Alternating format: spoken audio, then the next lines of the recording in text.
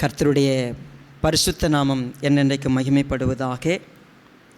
உங்கள் யாவரையும் கர்த்தருடைய விலையேற பெற்ற நாமத்தில் நான் அன்போடு இந்த நாளுடைய வார்த்தைக்காக நான் வரவேற்கிறேன். மனுஷகுமாரனுடைய வருகை, இதுதான் நம்முடைய செப்டம்பர் அக்டோபருடைய கருப்பொருள். கர்த்தராகிய இயேசு கிறிஸ்துனுடைய இரண்டாவது வருகை.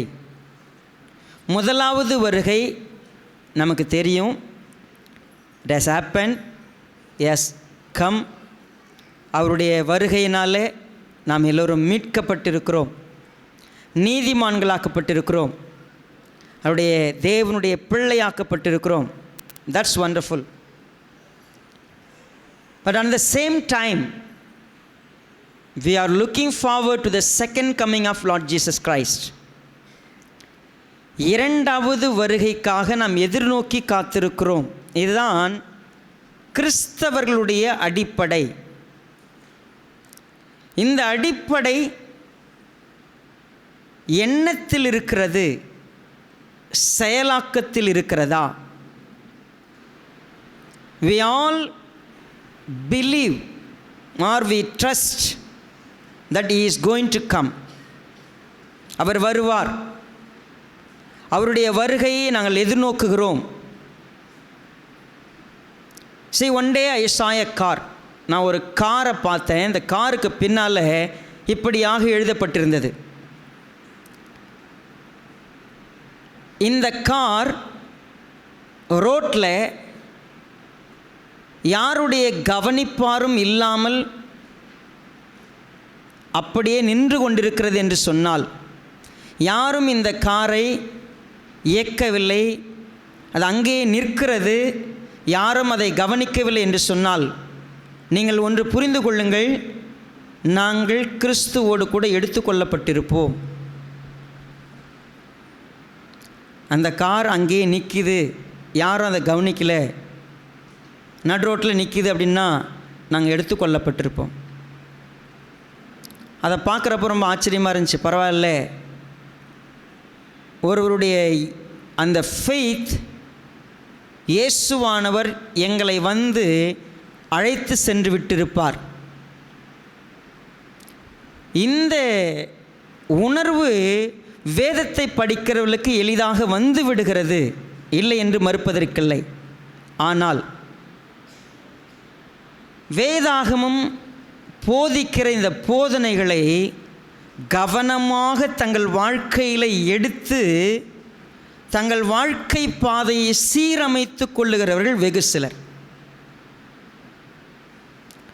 புரிந்து கொள்ளுகிறார்கள், நம்புகிறார்கள், ஆனால் அவருடைய நம்பிக்கைக்கும் அவருடைய வாழ்க்கை முறைக்கும் எந்த சம்பந்தமும் இருப்பதில்லை. நான் ஒன்றை நம்புகிறேன் என்று சொன்னால் என்ன அர்த்தம்? அது செயலில் இருக்க வேண்டும். அது புத்தியில் மாத்திரம் இருப்பதில்லை, அறிவில் மாத்திரம் இருப்பதில்லை. இயேசு கிறிஸ்து வரப்போகிறார், இயேசு கிறிஸ்து வரப்போகிறார். Yes, everyone says he is going to come.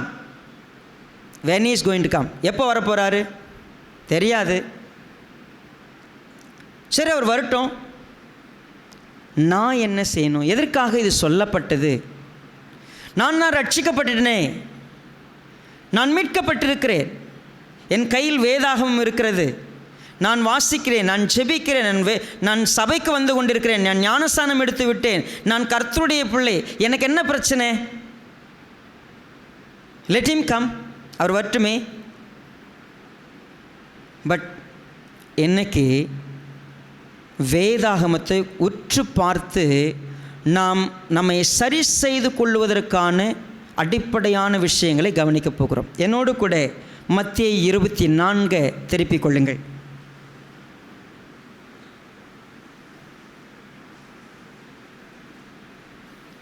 கர்த்தருடைய வருகையினுடைய நேரம் எப்பொழுது, நாள் எப்பொழுது? 36வது வசனம். அந்த நாளையும் அந்த நாழிகையும் என் பிதா ஒருவர் தவிர மற்றொருவனும் அறியான், பரலோகத்தில் உள்ள தூதர்களும் அறியார்கள். கர்த்தராகிய இயேசு கிறிஸ்துவின் வருகை குறித்து, அவர் எந்த நேரத்தில் வரப்போகிறார் என்கிறதை குறித்து யாருக்கு தெரியும்? இந்த வேர்ல்டு பார்த்தீங்கன்னா ஈஸியாக ஏமாற்றப்படும். உலகம் அழியப் போகிறது, உலகம் முடிவுக்கு பரவப் போகிறது. இது மாயோன் கேலண்டர்.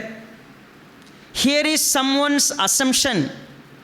இங்கே ஒரு தீர்க்க தரிசனம் இருக்கிறது. எல்லோரும் ஏதோ ஒன்றை சொல்லும் பொழுது, அதற்கேற்ற சூழ்நிலைகள் அமையும் பொழுது, ஒருவேளை கர்த்தருடைய நாள் இதுவாக இருக்குமோ என்று யூகித்து நாம் எல்லோரும் நெருக்கப்படுகிற ஒரு சில நேரங்கள் உண்டு. யாராவது உங்களுக்கு சொன்னார்கள் என்று சொன்னால் they are wrong.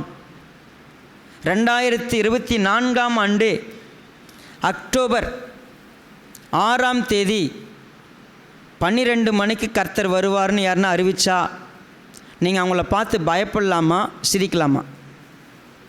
ஏன்? அந்த நாளையும் அந்த நாழிகையும் பிதா ஒருவர் தவிர, ஆமாம், சீர்காழி இயேசுபிரகாஷ்னு ஒரு தேவ மனுஷர் ஒரு பாட்டு பாடினார். கேட்டேன் கேட்டேன் கேட்டேன் என்று, எப்பொழுது என் இயேசு வருவார் என்று. வானத்தை கேட்டேன், பூமியை கேட்டேன், தூதர்களை கேட்டேன், கடைசியில் நான் யார்கிட்டையே கேட்டேன்?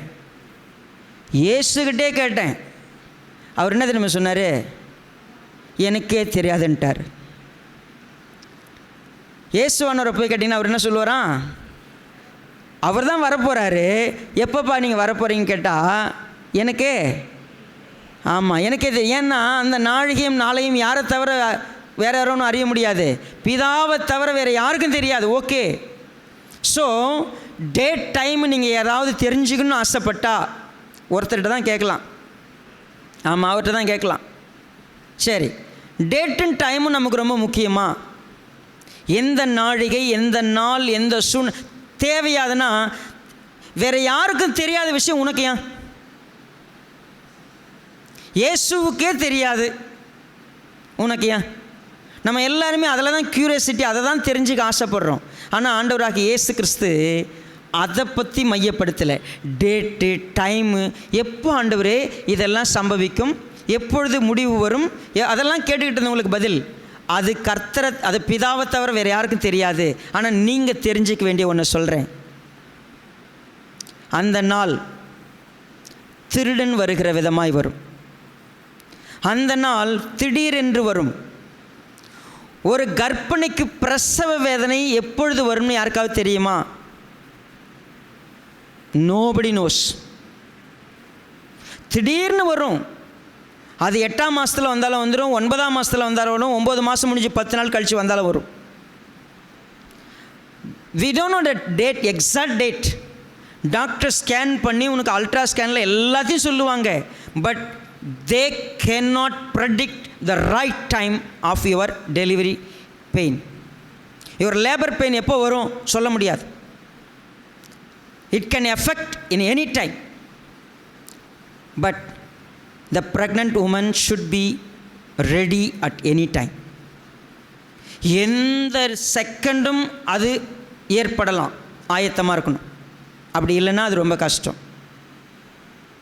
see please, ஒரு விஷயத்தை நம்ம புரிஞ்சுக்கலாம். அது எந்த நொடியில் நடக்கும் தெரியாது.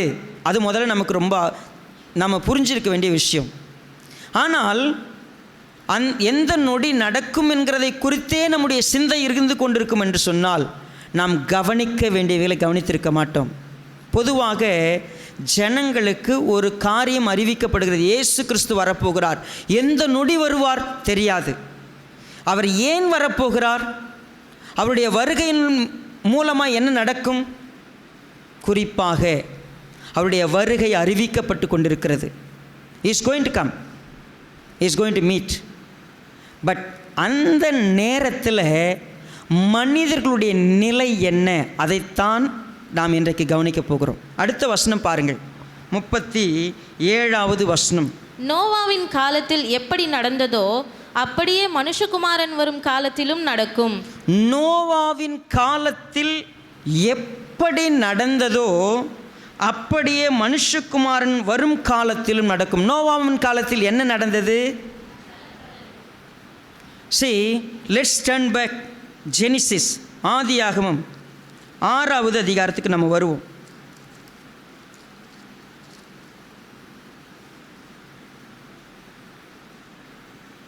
11வது வசனத்தை பாருங்கள். பூமியானது தேவனுக்கு முன்பாக சீர்கெட்டதாயிருந்தது, பூமி கொடுமையினால் நிறைந்திருந்தது. தேவன் பூமியை பார்த்தார், இதோ அது சீர்கெட்டதாயிருந்தது, மாம்சமான யாவரும் பூமியின் மேல் தங்கள் வழியை கெடுத்து கொண்டிருந்தார்கள். அப்பொழுது தேவன் நோவாவை நோக்கி, மாம்சமான யாவரின் முடிவும் எனக்கு முன்பாக வந்தது, அவர்களாலே பூமி கொடுமையினால் நிறைந்தது, நான் அவர்களை பூமியோடும் கூட அழித்து போடுவேன். நோவாவின் காலத்தில் ஒரு விஷயம் நமக்கு தெரியப்படுத்தப்படுகிறது. என்னது? பூமியானதை பார்த்தார் கர்த்தர், அது தேவனுக்கு முன்பதாக சீர்கெட்டதாயிருந்தது, கொடுமையினால் நிறைந்திருந்தது. அவருடைய கொடுமை நிமித்தமாக நான் அழித்து போட போகிறேன், எல்லோரையும் நான் அழிக்கப் போகிறேன். உங்களுக்கு ஸ்டோரி தெரியுமா? தேவன் இந்த வார்த்தையை சொல்லி 100 வருஷ காலம் ஒன்றையுமே அவர் செய்யலை. அவர் பூமி ரொம்ப கொடுமையாக இருக்குது, அவங்க அக்கிரமம் பெருசாக இருக்குது, இவர்கள் அத்தனை பேரையும் நான் அழித்து போட போகிறேன். இது அவருடைய எண்ணத்தில் அவருடைய சிந்தையில் வந்த ஒரு தாட். அவர் சொல்கிறாரு, நான் அழிக்கப் போகிறேன்னு. இதை சொல்லும் பொழுது நோவாவுக்கு வயது 500. அவனிடத்தில் வந்து சொல்கிறாரு, நான் இந்த பூமியை அழிக்க போகிறேன், நீ கொப்பேர் மரத்தினாலே ஒரு பேழையை உண்டு பண்ணு, உள்ளும் பொருளும் அதுக்கு கீழ் பூசு, இத்தனை அறைகளை உண்டு பண்ணு, இதை நீ கட்டுன்னு சொல்கிறார். அவன் ஒரு பேழையை கட்டுகிறான், கப்பலை கட்டி கொண்டிருக்கிறான்.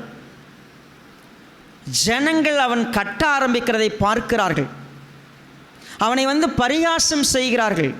அவன் சொல்லுகிறான், கர்த்தர் இந்த பூமியை அழிக்கப் போகிறார், இந்த பூமி அக்கிரமத்தினால் நிறைந்திருக்கிறது, எல்லோரும் தங்கள் வழிகளை விட்டு திரும்புங்கள், தேவனுக்கு முன்பதாக உங்களுடைய பாவங்களை அறிக்கிட்டு மனம் திரும்புங்கள், தேவன் இந்த பூமியை அழிக்க போகிறார். எப்படிப்பா அழிக்க போகிறாரு? மழை பெய்ய போகிறது, வானத்திலிருந்து தண்ணீர் கொட்ட போகிறது, பூமியிலிருந்து ஊற்றுக்கண் வரப்போகிறது, இந்த உலகம் முழுவதும் தண்ணீரால் நிரப்பப்படும், எல்லோரும் அழிந்து போவோம், ஆனால் காப்பாற்றப்பட வேண்டும் என்று சொன்னால் இப்படிப்பட்ட ஒரு கப்பலை கட்ட சொல்லி இருக்கிறார், அதிலே தங்குகிறவர்கள் மட்டுமே காப்பாற்றப்படுவார்கள். இது அவனுடைய பிரசங்கம். ஒரு நாள் அல்ல, 2 நாள் அல்ல, 100 வருஷம் அவன் பிரசங்கிக்கிறான். 100 வருஷ பிரசங்கம் பார்க்கிறவர்களுக்கு பைத்தியக்காரத்தனமாக இருந்தது. என்னடா வானத்திலிருந்து தண்ணி கொட்டுமா? ஏன் அப்படி கேள்வி கேட்டாங்க தெரியுங்களா? அவங்க இது வரைக்கும் மழையே பார்த்ததே இல்லை. மழைன்னு ஒன்று அவங்க, ஏன்னா மூடு பனி எழும்பி நிரப்பிட்டு அவங்க அங்கே எல்லாமே அவங்க பயிரிட்டது எல்லாமே மூடு பனியினால் மட்டும்தான், மேலேருந்து மழை கொட்டதை பார்த்ததே இல்லை. அவங்களுக்கு அது நூதனமாக இருந்துச்சு, என்னன்னே தெரியாது. இப்போ நாம் சொல்லிகிட்டு இருக்கிறோம், இயேசுவானவர் வரப்போகிறார், மேகங்கள் மீது வருவார், குத்தினவர்கள் எல்லோரும் அவரை காண்பார்கள், எல்லாரும் அவரை காண்பார்கள், அவர் யாரை கூட்டு போவார், அவர் கூட யார் போக முடியும், இதெல்லாம் பேசினா எல்லாருக்கும் இங்கே பைத்தியக்காரத்தனமாக தெரியுது. நோவாவின் காலத்தில் நடந்தது போல திடீரென்று ஒரு நாள் மழை வரும், திடீர்னு நடக்கும். என்னைக்கு? அது 100 வருஷமாக சொல்லிக்கிட்டு இருக்கிறார், என்னைக்குன்னு தெரியாது. நடக்க போகிற நாள் நேரம் குறிக்கப்படவில்லை, யாருக்கும் அறிவிக்கப்படவில்லை, நோவாவுக்கு கூட தெரியாது. 100 வருஷமாக சொல்லிகிட்டு இருக்கிறான் ஒருத்தன். நீங்கள் யோசித்து பாருங்களேன், நோவாவின் காலத்தில் நடந்தது போலவே மனுஷகுமாரன் காலத்தில் நடக்கும்னா என்ன அர்த்தம்? எந்த நாள்னு அறிவிக்கப்படவில்லை, ஆனால் ஜனங்கள் எல்லோரும் நீர்த்து போயிருப்பார்கள். நீர்த்து போவதென்றால் என்ன? ஒரு செய்தி சொல்லப்பட்டு விட்டது. அந்த செய்தி அதனுடைய பவரை கொஞ்சம் கொஞ்சமாக என்ன பண்ணியிருக்கோம், காலம் தாமதமாவதுனால இப்போ வராருன்னா வராருன்னு காத்திருக்கிறவங்க கூட என்ன செய்வாங்க, கொஞ்சம் கொஞ்சமாக கோல்ட் ஆகிருக்கும். சரி, லேட் ஆகுது, நம்ம வேறு வேலையை பார்க்கலாம், நம்ம மற்றதை பார்த்துருவோம், அவர் வரும்போது வரட்டும் அப்படின்னு அவர் வருவதற்கு கவனமாக இருக்கிறதெல்லாம் கலைந்து போயிருக்கும். அவர் வருவதை எதிர்நோக்குவதெல்லாம் சற்று நிலை மாறியிருக்கும். ஏன்னா அவர் வருவது தாமதமாகி கொண்டிருக்கிறது. சொல்லிக்கிட்டே இருக்கிறாங்க, நடக்கலை. நோவாவின் காலத்தில் நடந்தது போல் ஒருவேளை நோவா பிரசங்கம் பண்ணி அடுத்து ஒரு 10 நாள் அதுக்கான எவிடன்ஸ்லாம் தெரிஞ்சிருந்துச்சுன்னா, திடீர்னு இடி இடித்து கொஞ்சம் மழை பெஞ்சு விட்டு அதெல்லாம் பார்த்துருந்தாங்கன்னா ஒருவேளை அவங்க எல்லாரும் பயந்து ஐயோ அம்மான்னு ஓடி வந்திருக்கலாம். எதுவுமே தெரியாது. It was casual. அவர் வரப்போகிறான்னு சொல்லியாச்சு, இவன் பேழையை கட்டிக்கிட்டு இருக்கிறான், ஒன்றும் நடக்கலை. நாங்கள் எல்லோரும் என்ன செய்கிறோம், தினமும் எந்திரிச்சோம், மறுபடியும் வேலைக்கு போகணும், சாப்பிட்டோம், குடித்தோம், கல்யாணம் பண்ணோம், குழந்தை பெற்றோம், ஸ்கூலுக்கு அனுப்பணும், வழக்கமாக நடக்கிற எல்லாம் நடந்துக்கிட்டே இருக்குது. அடுத்த வசனத்தை பாருங்கள், மத்திய 24:38. எப்படியெனில் ஜலப்பிரளயத்துக்கு முன்னான காலத்திலே நோவா பேழைக்குள் பிரவேசிக்கும் நாள் வரைக்கும் ஜனங்கள் புசித்தும் குடித்தும் ஜனங்கள் என்ன செஞ்சாங்க, புசித்தும் குடித்தும் பெண் கொடுத்தும் ஜலப்பிரளயம் வந்து அனைவரையும் வாரிக்கொண்டு போகும் மட்டும் உணராதிருந்தார்கள். என்ன நடக்கும் பாருங்க, ஜலப்பிரளயம் வந்து அனைவரையும் வாரிக்கொண்டு போகும் வரைக்கும். எனக்கு தெரிஞ்சு மழை பெஞ்சப்போ கூட அவங்க நம்பலன்னு நினைக்கிறேன். மழை பெஞ்சப்போ கூட அவங்க நம்பி என்ன செஞ்சாங்களோ தெரியல. வாரிக்கிட்டு போகிற வரைக்கும் அவங்களுக்கு புரியல.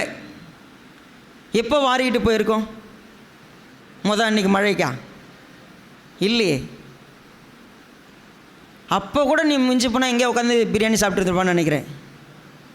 அப்போ கூட ஏதாவது கல்யாணம் நடந்திருக்கும். முழுசும் அடிச்சுக்கிட்டு போகிற வரைக்கும் அவன் என்ன பண்ணியிருக்கான் தெரியுமா, அவன் வேலையை பார்த்துட்டு இருந்திருக்கான். நம்ம ரொம்ப பிஸி தெரியுமா. இந்த பாருங்களேன், இப்போ இன்றைக்கி முடிஞ்ச பிறகு நம்ம ஓடுவோம் பாருங்கள், ஒரு ஓட்டம். இந்த உலகத்துக்கு ஒரு ஓட்டம் இருக்குது பாருங்கள் நமக்கு. நம்ம அதெல்லாம் செய்யலைன்னா வாழவே முடியாதுன்னு ஒரு ஓட்டம் ஓடிக்கிட்டு இருக்கிறோம். நமக்கு ரொம்ப பிரயாசம். இந்த உலகத்தில் வாழ்கிறதுக்கு என்னெல்லாம் செய்ய முடியும், எவ்வளவுலாம் பண்ண முடியும், அவ்வளவும் பண்ணுறதுக்கு நம்ம எல்லாம் செஞ்சுக்கிட்டு இருக்கிறோம். எஸ்டர்டே நைட் நான் ஒரு விஷயத்தை சொன்னேன். என் மனசு பூரணமாக தயாராக இருக்குது. என்கிட்ட கொஞ்சம் க்ளோஸாக பேசுகிறவங்களும் தெரியும். I am so ready to go. எனக்கு இதுக்கு மேலே எதையாவது ஒன்று நான் ஏதாவது எனக்கு வேணுமா அப்படின்னா, எனக்கு ஒன்று தான் வேணும், கர்த்தருடைய பாதை வேணும்னு அவர்கிட்ட போயிடணும். இப்போ இங்கிருந்தான் என்னெல்லாம் அவரை செய்ய சொல்கிறாரோ அவர் செஞ்சுருவேன். எனக்கு ஏதாவது வேணுமா, எனக்கு எதுவுமே வேணாம். ஏதாவது எனக்காக வேணுமா, வேண்டாம். I am complete. நான் இன்னும் அவருக்காக எவ்வளோ செய்ய முடியும், இந்த உலகத்தில் இன்னொரு நாள் இருப்பேன்னா அவருக்காக உழைப்பேன். ஏதாவது எனக்காக வேணுமா, எனக்கு எதுவுமே வேணாம். I want to give everything. எனக்குன்னு எதாவது சேர்த்துக்கணுமா, எனக்குன்னு எதையாவது அடையணுமா, எனக்கு எதுவுமே இல்லை, எனக்கு எதுவுமே வேண்டாம். எல்லாம் எனக்கு எல்லாவற்றையும் கொடுத்துருக்கிறார். நான் எங்கே இருந்தேன்னு எனக்கு தெரியும், என்னை எப்படி அழைச்சாருன்னு தெரியும், என்னை எப்படி உருவாக்கிட்டு இருக்காருன்னு தெரியும், என்னை இப்போ எங்கே வச்சுருக்கிறாருன்னு தெரியும். நான் அவருடைய கரமாக செயல்படுறதுக்கு முழுசும் விட்டு கொடுத்துட்டு உட்காந்துருக்கிறதுக்கு நான் தயாராக இருக்கிற என் மனசு. I am ready. இந்த நாள் நான் போகணுமா, I am ready. I don't fear. நான் ரெடின்னு சொல்கிற விஷயத்தை நான் உங்களுக்கு விளக்கப்படுத்துகிறேன். சும்மா எனக்கு பிடிக்கல இங்கே அதனால் நான் போகிறேன் இல்லை. இங்கே இருக்கிற எதுவுமே எனக்கு பிடிக்கல, இது இங்கே எல்லாமே எனக்கு டிஸ்டர்பாக இருக்குது, இவங்க என்னை ஏமாத்துறாங்க, இவங்க என்னை துரோகம் பண்ணாங்க, இவங்க என்னை கஷ்டப்படுத்துகிறாங்க, இந்த பூமியில் இருக்கிறதுக்கு பதில் நான் மேலே போயிடலாம், அந்த போகிறது இல்லை. எனக்கு இங்கே வாழவே பிடிக்கல, சாவறேன், அது இல்லை. எனக்கு இங்கே வாழ பிடிச்சிருக்கு, வாழ்கிற அத்தனையும் அவருக்காக வாழ்கிறது.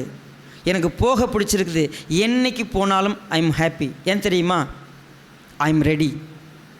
எதுக்காக ரெடி அப்படின்னு கேட்டிங்கன்னா, நான் என்னுடைய லைஃப்பில் புசிக்கிறது, குடிக்கிறது, பெண் கொடுக்கிறது, பெண் எடுக்கிறதுன்னு உலக பிரகாரமான வாழ்க்கையினுடைய எல்லாவற்றிலும் பற்றுள்ளவனாக, என் இருதயம் அதையே சாரம்சம் கொண்டதாக, அதுவே என்னுடைய ஃபோக்கஸாக, நான் எப்போ இதை அடைஞ்சிக்குவேன், எது எனக்கு நடக்கும், என்னுடைய வாழ்க்கையில் வீடு கட்டுவனா, என்னுடைய வாழ்க்கையில் நான் பெரிய எதனா வாங்குவனா, என் நிலம் வாங்குவனா, அதை செய்வனா, இதை செய்வனா, என் பிள்ளைகள் என்ன நடக்கும், அவர்களுக்கு என்ன நடக்கும், இவர்களுக்கு என்ன நடக்கும், இதுவே என் கவலையாக இருந்து ஒவ்வொரு நாளும் அதிலே மூழ்கி கடந்து பணம், பொருளாதாரம், பெருமை, புகழ், அந்தஸ்து, உறவு, இதுவே என் வாழ்க்கையாக இருக்குன்னு சொன்னான், நான் அங்கு செல்வதற்கு 1% கூட தயாரானவில்லை. நிறைய பேர் நினச்சிருக்கிறாங்க நம்ம வாழ்கிற இந்த குறுகிய வாழ்க்கை மட்டும்தான் வாழ்க்கை, நாளைக்கு போகிறத நாளைக்கு பார்த்துக்கோ, இன்னைக்கு சந்தோஷமாக இருப்பா, இன்னைக்கு நீ என்ன அனுபவிக்கிறதா உன் வாழ்க்கை. செல்வந்தனா எப்படி இருப்பது, சுபிட்சமாய் எப்படி இருப்பது, எல்லா உலகத்திலும் பேரும் புகழோடும் சந்தோஷமாய் புசித்து குடித்து மனமகிழ்ந்து கொண்டாடியிரு. என்ன வாழ்க்கையில் கண்டிட போகிற? எல்லாம் ஒரு சான் வயிறு, சாப்பிடு நல்லா, enjoy your self, be happy. Solomon சொன்னான், என்னுடைய சரீரத்தை நான் என்ன பண்ணி தெரியுமா, அப்படியே குளிப்பாட்டிட்டு இருந்தேன் நான் சந்தோஷத்தில்.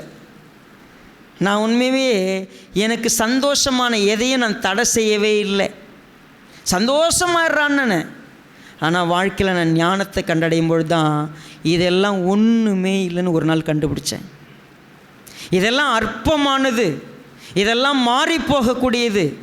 மாறாத ஒன்று, நிலையான ஒன்றை கர்த்தர் எனக்கு அறிவித்திருக்கிறார். மகனே மகளே, நீங்கள் யாராக வேணா இருங்க, அருமையான சகோதரனே சகோதரியே, எனக்கு அருமையான தகப்பன்மார்களே தாய்மார்களே, உங்களை எல்லாரையும் நான் சொல்கிற ஒரு வார்த்தை தான், நீங்கள் இந்த உலகத்தில், இந்த உலகம் போகிற போக்கில் நான் எப்படி திருமணம் செய்வேன், குழந்தை பெற்றெடுப்பேன், எப்படி அவர்களை வளர்ப்பேன், எப்படி சம்பாதிப்பேன், எவ்வளவு பெரிய வீடு கட்டுவேன், எவ்வளவு வசதியாக வாழ்வேன், இதெல்லாம் உங்களுடைய மைய கருத்தாக இருக்கும் என்று சொன்னால் உங்களுக்கு ஒரு உணர்வு மங்கி போயிருக்கும். அவர் வரப்போகிறார் என்ற உணர்வு இல்லாமல் போயிருக்கும். நீங்கள் அதில் ஃபோக்கஸ்டாக இருந்தீங்கன்னா உங்களுக்கு ஒரு உணர்வு இல்லாமல் இருக்கும், அது மறுத்து போயிருக்கும். அவர் வரப்போகிறார் என்பதை மறந்து போயிருப்பீர்கள். அதற்காக இதெல்லாம் எதையுமே விட்டு நீ சன்னியாசியாயிருன்னு ஆண்டவர் சொல்லலை. யுவர் ஃபோக்கஸ் அதில் இருக்குதுன்னு சொன்னால் நீ அவர் வரப்போகிற வருகைக்கான உணர்வு உன்னிடத்தில் இல்லாமல் இருக்கும். அதனால தான் அவர் சொன்னார் 24:40 வசனம், அப்பொழுது 2 பேர் வயலில் இருப்பார்கள், ஒருவன் ஏற்றுக்கொள்ளப்படுவான், ஒருவன் கைவிடப்படுவான். 2 ஸ்திரீகள் ஏந்திரம் அரைத்து கொண்டிருப்பார்கள், ஒருத்தி ஏற்றுக்கொள்ளப்படுவாள், ஒருத்தி கைவிடப்படுவாள். 2 பேரை குறித்து சொல்லுகிறது. 2 விதமான மக்கள், 2 பேருமே ஒரே வேலையை செய்கிறவங்க தான், நம்ம தானே. 2 பேர் வயலில் இருப்பார்கள், 2 பேரும் வயலில் வேலை செய்வாங்க. ஆனால் ஒருத்தன் எடுத்துக்கொள்ளப்படுவான், ஒருத்தன். என்ன அர்த்தம் அதற்கு? 2 பேரையும் கர்த்தர், ஒருத்தங்க வயலுக்கே போகாமல் கர்த்தர் வருவார்னு உட்கார்ந்தவங்க இல்லை, எந்திரமே அரைக்காமல் உட்கார்ந்தவங்க இல்லை. அவங்க எந்திரம் அரைக்கிற வேலையை செஞ்சிட்டு இருந்தாலும் அவங்க இருதயம் எங்கே இருந்துச்சு? அதாவது உன்னை திருமணம் செய்யக்கூடாதுன்னு சொல்லலை, உன்னை குழந்தை பெற்றெடுக்கக்கூடாதுன்னு சொல்லலை, உன்னை நீ வீடே கட்டக்கூடாதுன்னு சொல்லலை. ஆனால் உன்னுடைய இலக்கு அங்கே இல்லை. 2 பேர் இருப்பாங்க, 2 விதமான மக்கள்.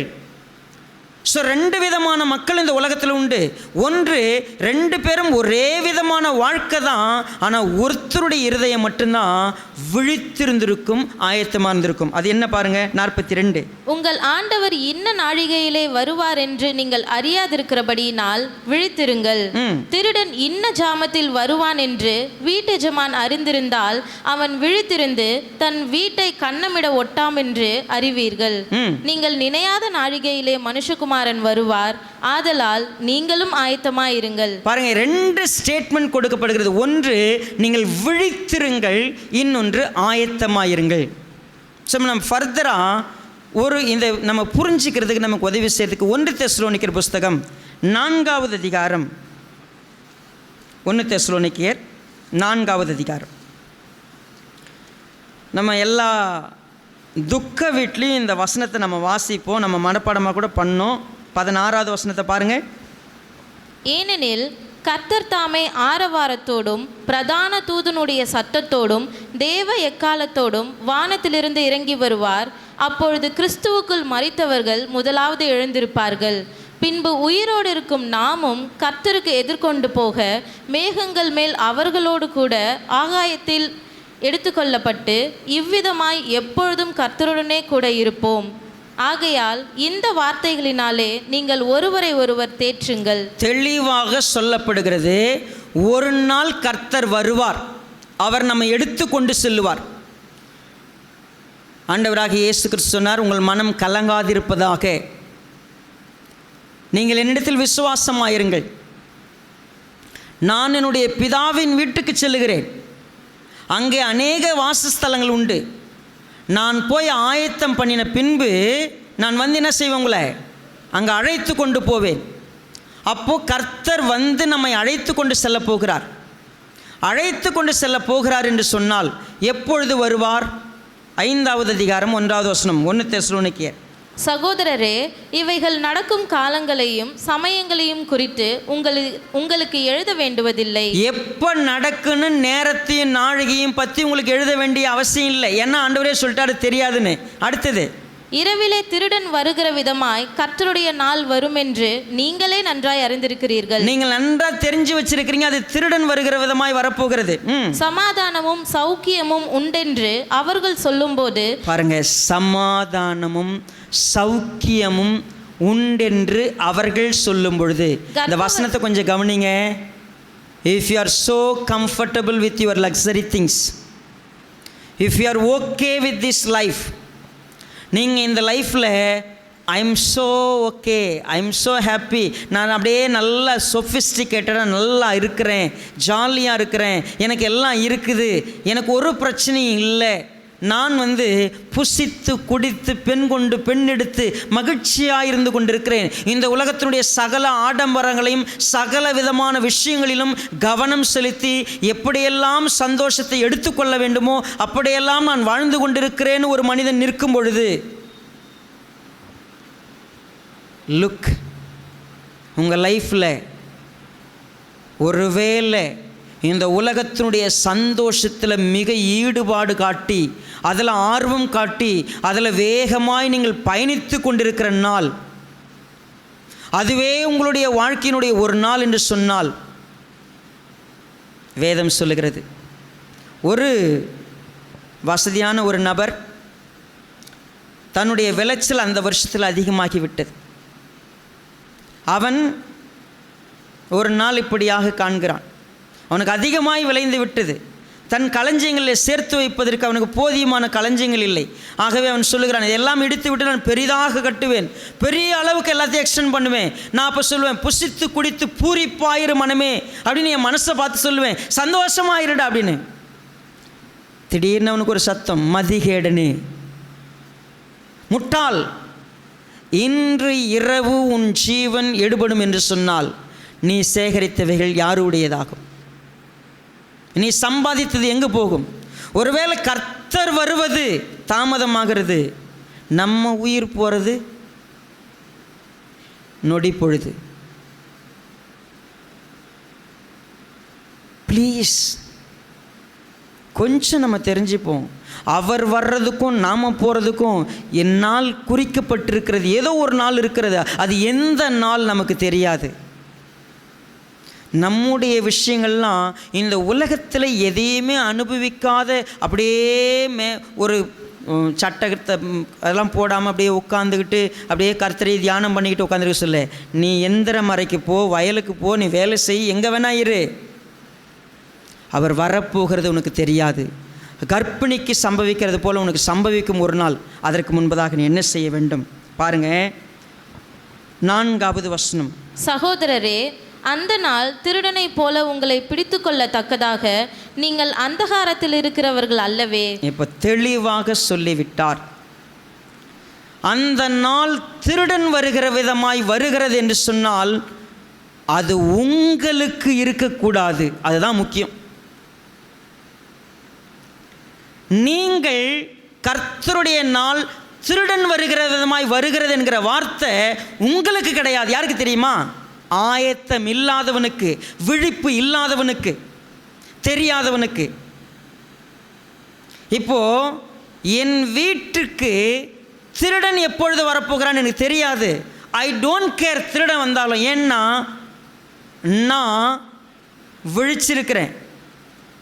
நான் இரவுல இந்த நேரத்தில் நான் தூங்கலை. Everything is locked, everything is prepared. எத்தனை பெரிய திருடன் வந்தாலும் எங்கள் வீட்டை ஒன்றும் செய்ய முடியாத அளவுக்கு செக்யூரிட்டி இருக்கிறது.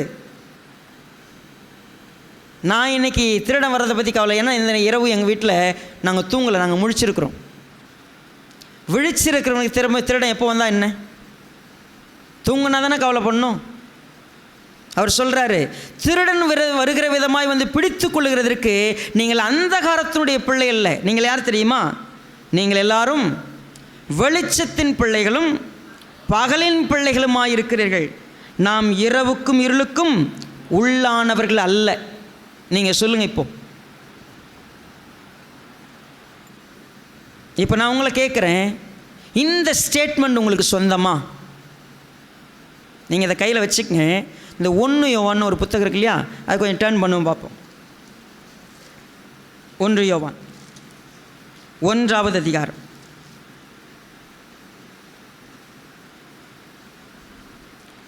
5வது வசனத்தை பாருங்க. தேவன் ஒளியாயிருக்கிறார், அவரில் எவ்வளவேனும் இருளில்லை. இது நாங்கள் அவரிடத்தில் கேட்டு உங்களுக்கு அறிவிக்கிற விசேஷமாயிருக்கிறது. தேவன் என்னவா இருக்கிறாரு? ஒளியாக இருக்கிறார். சரி, 6வது வசனம். நாம் அவரோட ஐக்கியப்பட்டவர்கள் என்று சொல்லியும் இருளிலே நடக்கிறவர்களாய் இருந்தால் சத்தியத்தின்படி நடவாமல் பொய் சொல்லுகிறவர்களாய் இருப்போம். அவர் ஒளியில் இருக்கிறது போல நாமும் ஒளியிலே நடந்தால் ஒருவரோடொருவர் ஐக்கியப்பட்டிருப்போம். நம்ம தெளிவாக படிச்சுக்கிட்டே வந்திருக்கிறோம், நம்ம எல்லாம் ஒளியின் பிள்ளைகள்னு சொல்லி. நீங்கள் சொல்லுங்கள், இப்போ உங்கள் மனசுக்குள்ளே கை வச்சுக்கிட்டு, நான் வெளிச்சத்தின் பிள்ளை, நான் வெளிச்சத்தின்படி நடக்கிறேன், வசனம் என்ன சொல்லுதோ அதான் நான் செய்வேன். இயேசுவானவர் என்னை பார்த்து சொன்னார், நீ உலகத்துக்கு வெளிச்சமாக இருக்கிறேன்னு சொன்னார். நான் வெளிச்சம்னா என்ன? நான் இருளான எந்த செயலும் என்னிடத்தில் இல்லை. நான் வெளிச்சமாக பரிசுத்தமாக கர்த்தருக்கு பிரியமாய் நடக்கிறதற்கு அவரை பார்த்து பார்த்து நடக்கிற ஒரு நபர். அவரை பார்த்து நடக்கிற நபர்னா, அவரோட கூட நடக்கிற நபர்னா, அவர் வருகிற நேரத்தை பார்த்து நான் பயப்படுவேன்னா நான் அஞ்ச வேண்டிய அவசியம் எனக்கு என்ன? நீங்கள் இயேசுவோடு நடக்கிற ஒரு வாழ்க்கை, இயேசுவால் நடக்கிற வாழ்க்கை, இயேசுவுக்காக நடக்கிற ஒரு வாழ்க்கை உங்களுக்கு இருக்குன்னு சொன்னால் நீங்கள் ஆயத்தமாக இருக்கிற ஒரு நபர், விழிப்போடு இருக்கிற ஒரு நபர். அப்போ நீங்கள் யோசித்து பாருங்கள், நான் நம்புகிறேன் அவர் வராருன்னு சொல்லிட்டு, ஆனால் இன்னும் என்னுடைய வாழ்க்கை இருளில் இருக்கும் என்று சொன்னால், இயேசுவுக்காக இல்லாமல், இயேசுவோடு இல்லாமல், இயேசுவால் இல்லாமல், என்னுடைய சுயத்துக்காக, உலகத்திற்காக, மாம்சத்துக்காக, இந்த உலகத்தினுடைய ஒவ்வொன்றுக்காக நான் ஓடிக்கொண்டிருப்பேன் என்று சொன்னால் நான் இருளுக்குரியவனாயிருப்பேன். என்னுடைய வாழ்க்கை இருளுள்ளதாக இருக்கும். அப்போ நீங்கள் கவனித்து பாருங்கள், நான் என்ன வாழ்க்கை வாழ்ந்துக்கிட்டு இருக்கிறேன்? இருளான ஒரு வாழ்க்கை எனக்கு இருக்கிறதா, வெளிச்சமான ஒரு வாழ்க்கை இருக்கிறதா? திருடன் வருகிற விதமாய் வரப்போகிறது என்று சொன்னால் எனக்கு ஏன் இருக்க வேண்டும்? நான் வெளிச்சத்தில் இருக்கிறேன், நான் இருட்டில் இல்லை. இருட்டில் இருந்தால் தான் அந்த நாள் எனக்கு திடீர்னு வரும். நான் வெளிச்சத்தில் இருந்தால் அது எப்போ வந்தாலும் எனக்கு ஐம் ஓகே. இப்போ நீங்கள் எல்லோரும் இங்கே உட்காந்துருக்கிறீங்களே, நேராக என்னை பார்த்துக்கிட்டு இருக்கிறீங்க. நான் நேருக்கு நேரம் நடந்தது அப்படின்னா நீங்கள் பயந்துருவீங்களா? பயப்பட மாட்டீங்க. நம்ம தானே பயப்பட மாட்டோம்ல. இருட்டில் எதிர்பாராத ஒரு திடீர்னு ஒன்று வந்துச்சுன்னா பயந்துரும்ல.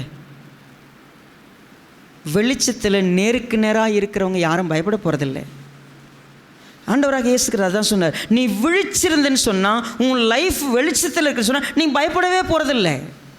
உனக்கு ஏன் பயம் வரப்போகுது? அவர் என்றைக்கு வந்தா என்ன, எந்த நாளைக்கே வந்தா என்ன? நீ வெளிச்சத்தில் நடக்கணும், அது ரொம்ப முக்கியம். உன் ஃபோக்கஸ் என்ன? வெளிச்சத்தின் பிள்ளையாக இருக்கணும். 2வது 1 தெசலோனிக்கேயர் 5 7வது வசனம். தூங்குகிறவர்கள் ராத்திரியிலே தூங்குவார்கள், வெறி கொள்ளுகிறவர்கள் ராத்திரியிலே வெறி கொள்ளுவார்கள். பகலுக்குரியவர்களாகிய நாமோ தெளிந்தவர்களாயிருந்து விசுவாசம். பாருங்க, நாம் எல்லாரும் பகலுக்குரியவர்கள், வெளிச்சத்துக்குரியவர்கள். நாம் தெளிந்தவர்களாயிருந்து விசுவாசம் அன்பு என்னும் மார்க்கவசத்தையும் ரட்சிப்பின் நம்பிக்கை என்னும் தலைச்சீராவையும் தரித்து கொண்டிருக்க கடவோம். பாருங்க, நம்ம வாழ்க்கையில விசுவாசம், அன்பு இது ரெண்டும் வளருதுன்னு சொன்னா ரட்சிப்பு நமக்கு நம்பிக்கையை கொடுத்துருக்கோம். நம்ம விசுவாசம் சர்ச்சு, நம்பிக்கை சர்ச்சு பேர் வேணால் அழகாக வச்சுக்கலாம். ஆனால் என்னுடைய நம்பிக்கை என்ன, என்னுடைய விசுவாசம் என்ன, அவர் வரப்போகிறார் என்பதற்காக என்னுடைய ஆயத்தம் என்ன, அவர் சொல்கிறார். தரிச்சுக்கிட்டு இருந்தோம்னா தேவன் நம்ம என்ன பண்ணல, கோபாக்கினைக்கு நியமிக்காமல் நம்முடைய கர்த்தராகிய இயேசு கிறிஸ்துவை ரட்சிப்படைவதற்கு என்ன பண்ணியிருக்கிறாரு, நியமித்திருக்கிறாரு. 10வது வசனத்தை பாருங்கள். நாம் விழித்திருப்பவர்கள் ஆனாலும் நித்திரை அடைந்தவர்கள் ஆனாலும் தம்முடனே கூட நாம் ஏகமாய் பிழைத்திருக்கும்படி அவர் நமக்காக மரித்தாரே.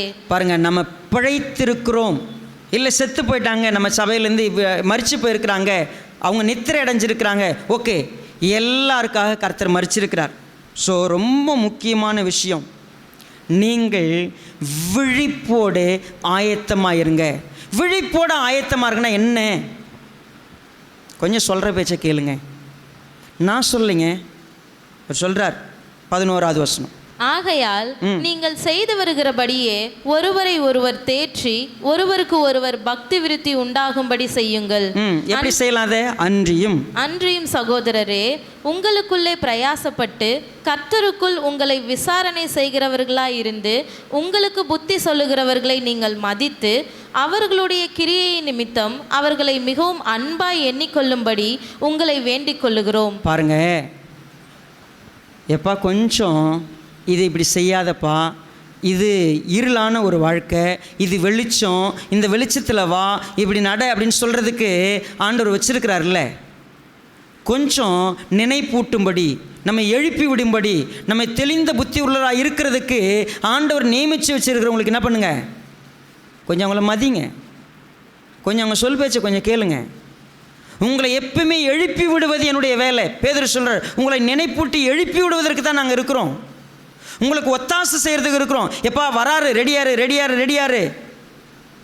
உங்கள் மேலே ஒரு விசாரணைக்காரரு, காலைல ஒரு காவல்காரன் வந்து, எப்பா 4 மணி ஆச்சு, எந்திரு, இப்போ 5 மணி ஆச்சு, எந்திரிச்சிக்கோ, எந்திரிப்பா, எந்திரி, ரெடியாவு சொல்கிறதுக்கு வச்சிருக்கிறார்.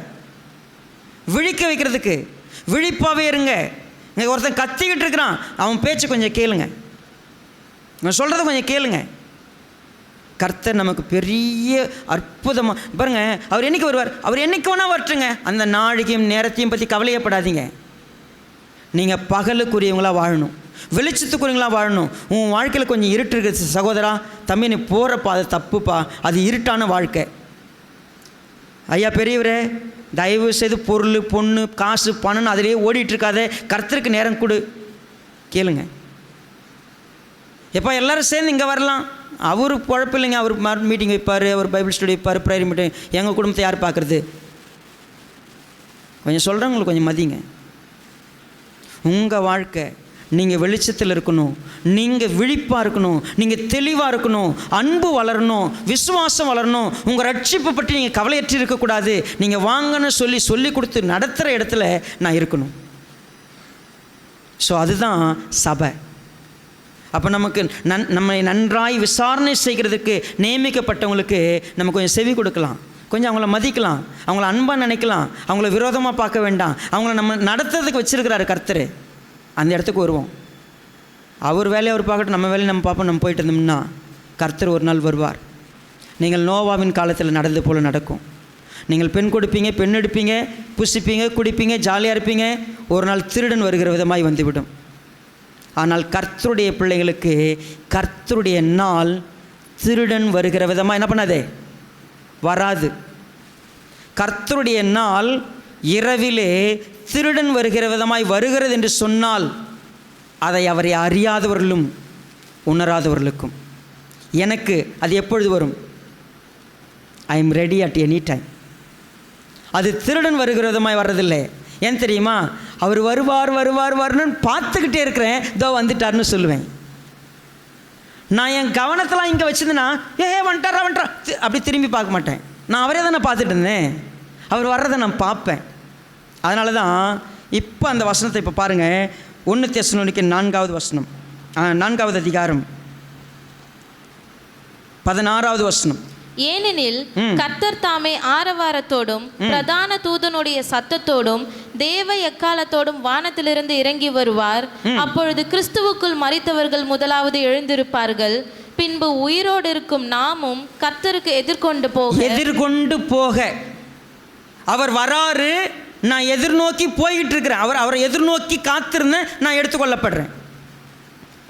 என் கண்ணெல்லாம் வேற எதையோ பார்த்துட்டு இருந்துச்சுன்னா அவர் வர்றதை நான் என்ன பண்ணியிருக்க மாட்டேன், பார்த்துருக்க மாட்டேன். என் கண் அவரையே பார்த்துருக்கோம். ஏன்னா என் லைஃப்பில் ஒவ்வொரு நாளும் அவரால் செய்கிறேன், அவருக்காக செய்கிறேன், அவர் மூலமாய் செய்கிறேன். எல்லாம் என் லைஃப் அவருக்கு தான். நான் அவரோட கூட இருக்கிறேன், அவரை போல் நடக்கிறேன்.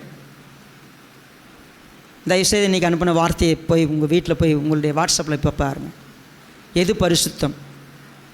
உண்மையாகவே நான் அவருக்காக, அவரை போல், அவரால், அவரோட என் லைஃப் வெளிச்சத்தில் இருக்குது. நான் தெளிந்த புத்தியோடு இருக்கேன். என் விசுவாசம் வளர்ந்துருக்கு, என் அன்பு வளர்ந்துருக்குது, என் ரட்சிப்பு உறுதியாக நான் பார்க்குறேன். நான் கர்த்தரை எதிர்நோக்கி தினமும் காத்துக்கிட்டு இருக்கிறேன். அதனால தான் நான் சொல்கிறேன், நான் ஆயத்தமாக இருக்கிறேன், நான் போக ரெடி. நான் இப்போ என்னை கூப்பிட்டா கூட போயிடுவேன். இப்போ என்னுடைய கண் அவரை பார்த்துக்கிட்டு இருக்கு. I am ready at any time. எனக்கு இங்கே பிடிக்கலன்னு நான் அவரை பார்க்கல, இருக்கிற வரைக்கும் அவருக்காக பிடிச்சி செய்வேன். இப்போ நான் ரெடி. எனக்கு எதையாவது விட்டு போய்டுன்னு பயம் இருக்குதா? எதையாவது நான் எனக்கு போயிடுமே அப்படின்னு பயம் இருக்கா? இல்லவே இல்லை. தைரியமாக இருக்கிறேன், சந்தோஷமாக இருக்கிறேன். என் சந்தோஷம் உங்கள் எல்லாருக்கும் வேணும், என்னுடைய தைரியம் உங்கள் எல்லாருக்கும் வேணும், என்னுடைய ஆயத்தம் உங்கள் எல்லாருக்கும் வேணும். அதுதான் கர்த்தருடைய அழைப்பு. கண்கள் மூடி ஜெபம் பண்ணலாமா?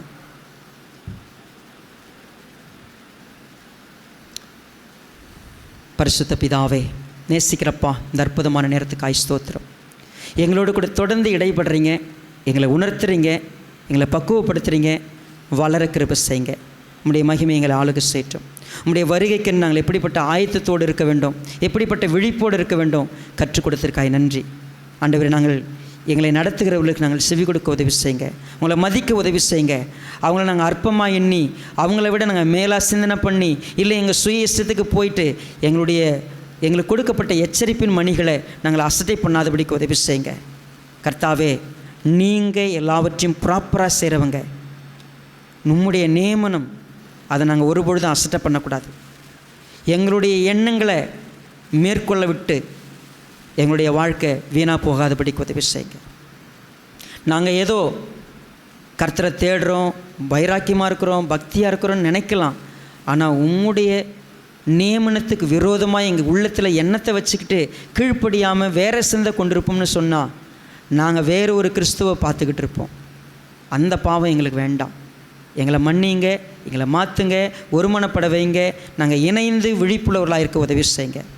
இங்கே இருக்கிற யாரையும் நீங்கள் வெறுக்கிறவில்லை, எல்லோரையும் கூட்டி சேர்க்க விரும்புகிறீங்க, எல்லோரையும் ஒரு குடும்பமாக நிற்க வைக்க விரும்புகிறீங்க, எல்லோரும் நாங்கள் எதிர்பார்த்து காத்திருக்க விரும்புகிறீங்க. நாங்கள் எடுத்துக்கொள்ளப்படுவதில் இங்கே ஒருத்தர் கூட மிஸ் ஆகக்கூடாது. கர்த்தர் உதவி செய்யுங்கப்பா. உம்முடைய தயவு நடத்திட்டும். இயேசு ராஜா நாமத்தில் தாழ்த்துக்கிறோம் நல்ல பிதாவே. ஆமென்.